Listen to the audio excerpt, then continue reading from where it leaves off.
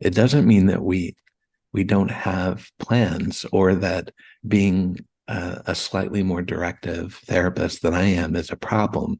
There's a way to have some intention without having an agenda. So the way that that lives inside of me is, am I needing this person to change in order for me to feel that my job is justified, or that I'm doing well?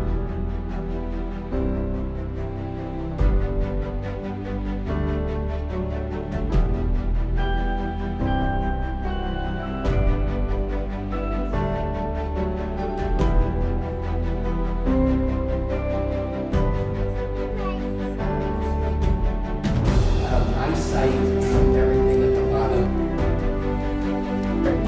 Became a mighty battle cat, and I became He-Man. Can I hide with you? Oh, you want to know if you can hide with me or if I can hide with you? You choose. Would you like to hide together? You hide with me.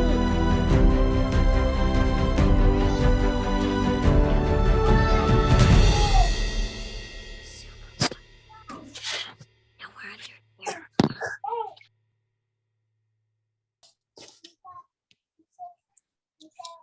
28, 29, 30. Ready or not, here I come.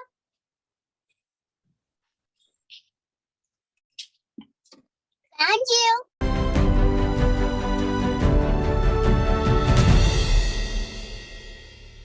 Well, hi, Marshall. Thanks so much for being part of our fourth annual Innovative Child Therapy Symposium. I literally work with you every chance that I get. You're a huge inspiration to me, a teacher to me, and just a mentor. In a recent Lisa Dion training, she said people can be mentors without even knowing that they're mentors. You can learn a great deal from them. And you are that for me. So to have you on here is just amazing. And I'm excited about the topic that we're going to cover today. But before we get started, let me have you just tell people who you are and what you do. Sure. Thanks for having me, Jackie. I always love chatting with you. So I live in Austin and work here. I'm a marriage and family therapist and a licensed professional counselor and play therapist.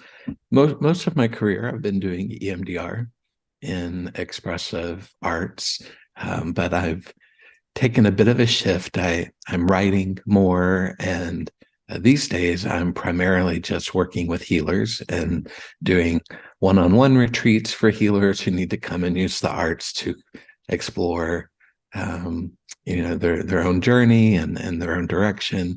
And then I'm offering these weekend retreats for healers where we use sand for some, and clay and poetry to within a community to access self a little bit more. So I'm taking a little bit of a shift in my career currently, but that's who I am. That's where I am. I know earlier this year I traveled to Austin to take a training of yours that was, without the being too dramatic, was life changing for me. I expected just to get like the training and the knowledge, and I walked away feeling healed from some deep stuff. So your workshop in Austin is a pretty special place. We are really lucky, and it's like we stepped into some kind of spiritual center, and the people who come here create community so quickly. I do feel really fortunate right now for the people and the work that we all get to be a part of. Oh, yes, and the whole vibe there. You have the clay and the sand trays and the different types of sand, the places where like you have the little nesting dolls, so much. So we'll have the links to like all of your stuff below so everyone could see. Specifically in this conversation, you were a recent speaker, one of our guests and experts at the Playful EMDR Summit. And I loved your presentation. And one thing that you said just like struck me like as just magnificent, one of many things. But and I know like as a therapist, we strive to be with, present, let people be seen, feel witnessed. The way you described it was don't go into it with an agenda. People know when you have an agenda. And in my mind, I was like, "Ooh, like a lesson plan or to do this." Because I used to be a teacher, and there's like this underlying like okay, but we need to get some stuff done. And that's so powerful what you said, because it shifted to let me just be with this person, this human. And that's where the healing happens. I'm getting chills just even thinking about it. So I was hoping that you could share with us kind of like the kind of what all that entails, not having an agenda when we're with a client. Yeah, it's one of my favorite subjects, and it's one of those things when you talk about it, there are moments where you feel really clear, and then there are other moments that become so cloudy. And so I think part of being able to hold that subject in mind is tolerating how ambiguous and counterculture it is, and typically here in the West, but more specifically in our field. So the concept itself, the way that I first heard that word agendaless was through Bonnie Badenoch, who has been a generous teacher and mentor and friend in my life. One of the most wise influencers on the not just the way I work, but how I live now. And Bonnie talks about having an agendaless presence. And so the way that resides in me, it doesn't mean that we don't have plans, or that being a slightly more directive therapist than I am is a problem. There's a way to have some intention without having an agenda. So the way that lives inside of me is, am I needing this person to change in order for me to feel that my job is justified or that I'm doing well? Or am I communicating invisibly or directly to this person that they're only whole when that behavior modifies? And so it's anything that might be offering an impression to someone through the attunement and resonance we're trying to hold, that we can't fully be with them as they are. And if we start having an agenda to change them, then those parts that are showing up, trying to communicate a really important need, they don't feel heard, and they either need to amplify or they tag in a different protective mechanism that maybe will come in stronger. And we end up then only dancing with protectors instead of really getting to be with each other in deep relationship. Wow. Wow. So, but by like not letting them be just exactly who they are, we get different versions of them, and we can't access the parts that needs like a human with them to show up and be witnessed. Yeah. And children, I mean, the kids really early start being able to pick up on the fact of who's okay with me. There's not a single strong emotion or behavior pattern that's ever shown up in a human that's not justified. It's there for a reason. It was co-created 100% of the time by the environment and other people, along with the person holding or exhibiting those patterns. And our goal can't first be to try and change those parts. It's to be with and understand and hold and acknowledge and witness and believe.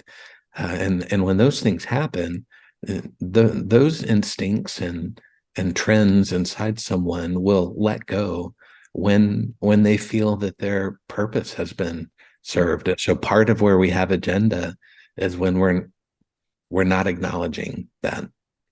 Oh, so good. So just I think about like early on in my play therapy trainings, I think it was in a Dr. Gary Landreth book, like don't expect the kid to be any different than they are at that moment. That's when the whatever it is that they're struggling with, I think of behaviors as like adaptations. It just kind of goes away. And Mm-hmm. you said, I love the way you said it. You said, like, people know, they know, they can tell when you have an agenda. There's Yeah. there's a felt sense. And I was like, yes, when like is trying to change you when they're like, this is wrong. I need to help you fix it instead of Yeah, let me be with you. you 100%. We feel it. And part of what's really sad is sometimes we feel it and it's not that we fight back against that, or even it's not even a conscious reaction. Sometimes we've so internalized the messages that we've been getting from other people about these patterns inside of us that we go into agreement with, the agenda. And so like I'm talking about someone who, when I feel other people's agendas, so sometimes my instinct is to push back or intensify, but other times I'm like, yeah, this is how the world sees me. And in therapy, I think that's where we get into danger, especially with kids, is kids are, on the victim end of microaggressions and macroaggressions all the time. And they have internalized these messages from the outside world about their worth, about their abilities, and if they start picking up on an agenda that we're having about them and how they perform in therapy, because we're worried about the parents in the lobby and having to give in a report or justify to a treatment plan, something that's going to be waiting for us in our software systems when we get done, then the kid feels that in us and they think, oh yeah, this is true. This is the way, the world sees me. So in our attempt to help and heal, we could be accidentally reinforcing what they came in with as a struggle. Oh, which is like the opposite of what we're striving for. Yeah. Mm. Now, like I like to think, I mean, as a therapist, I like to think, God, that is one of my main things that I'm good at is being with. But when I laid down my head that night after you had spoke, I thought, okay, so let me be really honest with myself. Where am I showing up in my work with an agenda?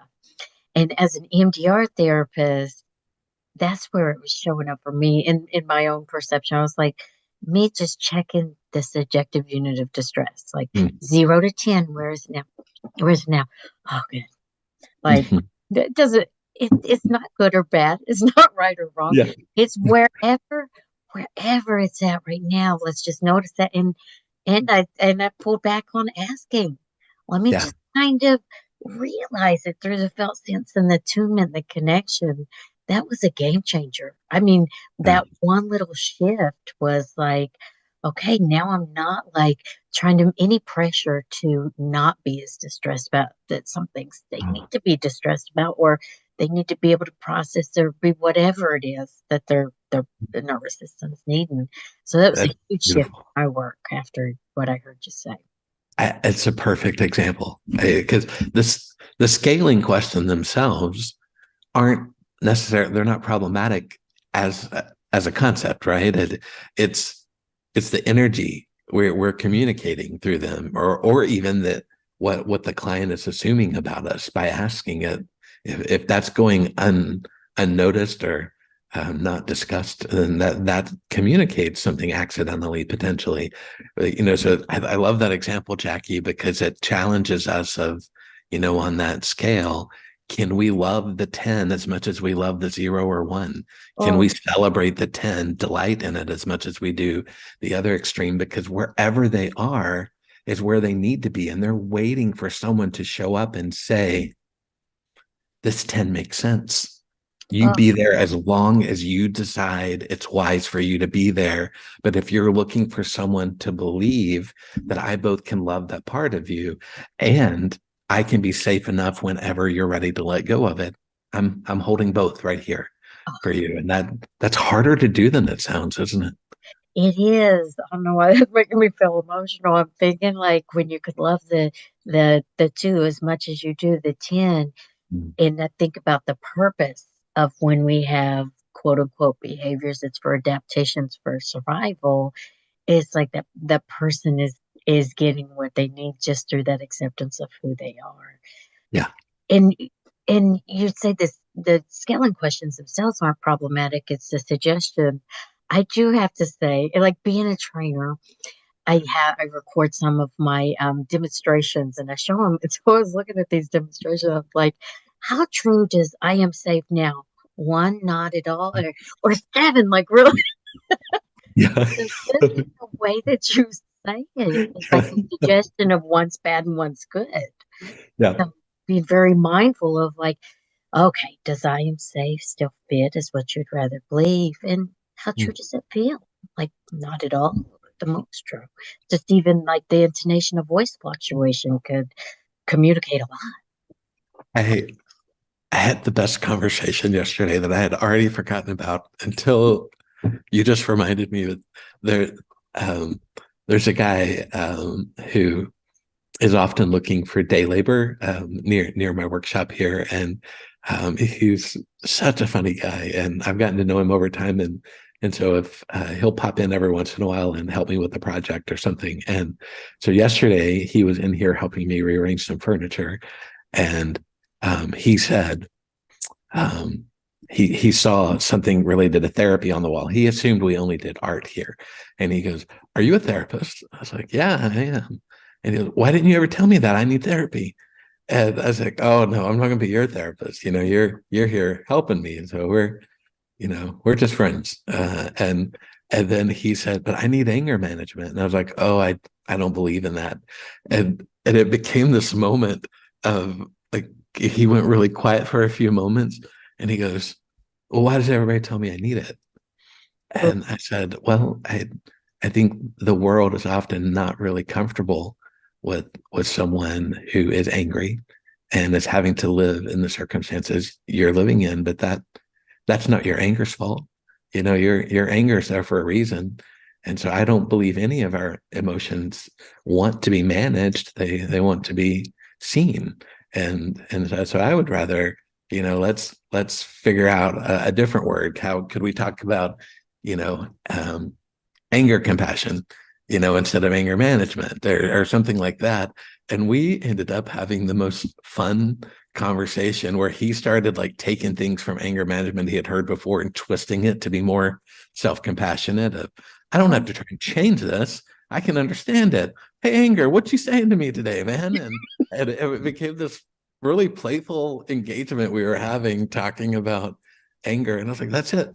That's the thing. Like we have all these concepts and terms they're not just agendaed, they're ableist. Yeah. They're communicating to someone that this part of you is unacceptable because we don't have a waiting world that wants to understand it or accommodate it.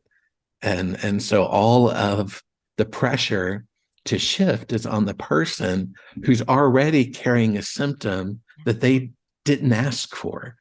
Yeah. And so it's this really twisted system that we've created within the world. And I think that as healers, we have this opportunity just to be contrary to that in our very presence. Wow. Wow. I can imagine like you probably walked away like feeling more. It makes me think of like Deb Dana's befriending the nervous system, like Mhm. kind of loving yourself, but being more compassionate towards himself and not feeling like I'm defective and more of like this is something that's happening, and to be able to kind of like get curious about the anger and to communicate with it, and not just want to obliterate it because it's trying to serve a purpose. Oh Wow, yeah. that's a Oh, paradigm shift that would change the world. Like if that could go big, that would literally change the world if people really leaned into that concept of let's not just try to manage something, let's love it and see what it needs. oh yeah. Talk to it. How do we learn to be in dialogue with all these parts of ourselves? We learn it by other people being comfortable being in dialogue with those Oh, parts, right? And that's our job. That's what's so amazing about what we do. And it's not going to be easy. I mean, most people when they come in and they have an experience with us, it's not like the first time they feel it, that's going to feel safe and true to yeah. them. And we have to continue to show up and prove that that's who we are, and that's what's acceptable here, and allow their nervous system to do its job of vetting us, really like, does this person, are they really capable of holding what they are implying they can hold? So we wait, and we wait without an agenda, and then in their time they integrate. And it's so honoring. It's so beautiful. Yeah, it yeah, honoring and beautiful, and I would say like life changing for the experiencer to not feel like something in me is bad and I need to somehow be different. Oh, Yeah. it's so good. Um, okay, so I always get emotional when I like talk to you. Those like all these aha moments. I was thinking about an activity that Dr. Freed did, a self-compassionate letter with us that was like pretty powerful. Could go on and on. Okay, so below this video is a link to your website, which has all your trainings and any retreats or anything you have up. And I know you do like host other therapists that are teaching therapists, right? Like if someone wants to teach, they can rent out your workshop. Yeah, they can. I love especially people who want to use any expressive art, because we have all the materials here, available. And I love when mindful, especially attachment sensitive play and arts based therapists like to come and do small group things here, because we then not only get to have more people come through to have their own learning and healing experiences, but our walls benefit from the energy. Like all these voices get soaked into this room, and then we get to grow the magic here. So I can't wait for you to come teach one day, and we have some really wonderful people coming up that you can find linked on the website as well. Yeah. Oh, I can't wait to come. And a couple of like my dearest friends, Ann and Annie, don't even have to say their last name because they're Yeah. just so wonderful in the EMDR world. Annie Monaco and Ann Beckley Forster come in there. At the time of this recording, it's the beginning of 2023. But I have a feeling that once they teach there again, they're going to keep returning because of we're all a big fan of you. And what That's really kind, and it's mutual. Our friendship has been so supportive and engaging and playful and fun, and so I really am constantly grateful for you and your work. Oh, thank you. Same goes for you. I, I could, well, I do talk about you every day, like literally. I just recorded one of these symposium interviews with Tammy Van Hollander, and we had a little how much we love Marshall moment. It's not uncommon. All right, Marshall, thank you so much. I really appreciate this. Yeah, bye. Bye. Became a mighty battle cat. And I became He-Man. Oh, can I hide with you? Oh, you want to know if you can hide with me or if I can hide with you? You choose. Would you like to hide together? You hide with me.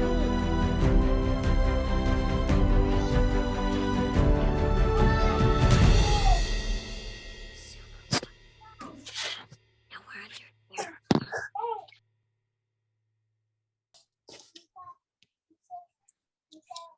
28, 29, 30. Ready or not, here I come.